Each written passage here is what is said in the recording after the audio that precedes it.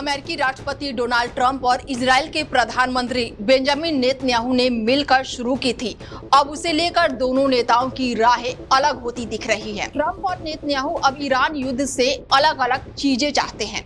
60 दिन के cease fire के बाद ईरान और इजराइल के बीच फिर से हमले होने पर ट्रंप ने कड़ी नाराजगी जताई है।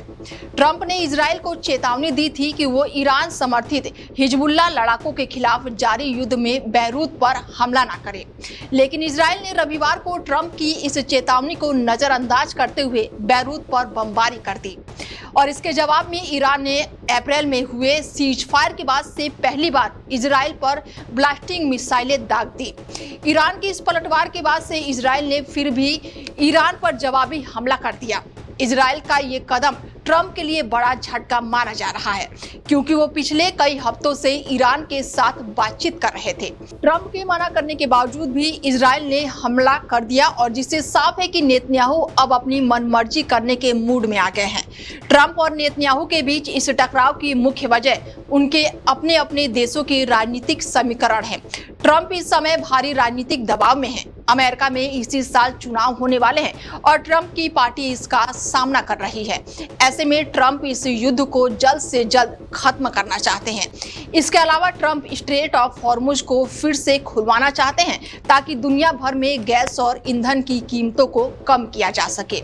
दूसरी तरफ ईरान का साफ कहना है कि किसी भी समझौते के लिए लेबनान में पूरी तरह से युद्ध विराम होना सबसे जरूरी शर्त है। नेतन्याहू के सामने आन बचाने की चुनौती है। नेतन्याहू की मजबूरियां ट्रंप से बिल्कुल अलग है।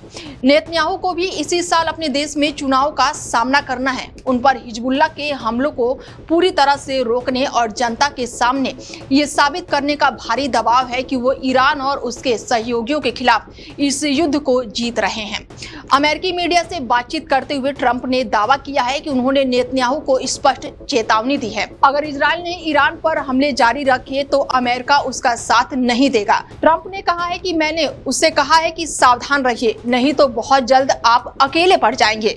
ट्रंप ने यह भी आरोप लगाया कि इजराइल ने ईरान पर हुए ताजा हमलों की जानकारी अमेरिका को बहुत देर से दी। हालांकि अब दोनों पक्षों ने फिलहाल फायरिंग रुकने की बात कही है। नेतन्याहू ने घोषणा की है कि इस मोर्चे पर गोलाबारी थम गई है, जबकि ईरान ने भी अपनी सैन्य कार्रवाई रोकने का संकेत दिया है। फिलहाल दोनों देशों ने हमले रोकने की बात कही है, लेकिन हालात नाजुक बने हुए हैं। अमेरिका की कड़ी चेतावनी के बाद अब सबकी नजरें इजराइल की अगली रणनीति पर टिकी हुई है। फिलहाल इस खास पेशकश में मेरे साथ इतना ही। बने रहिए आप हमारे साथ और देखते रहिए डेली 24 भारत। नमस्कार।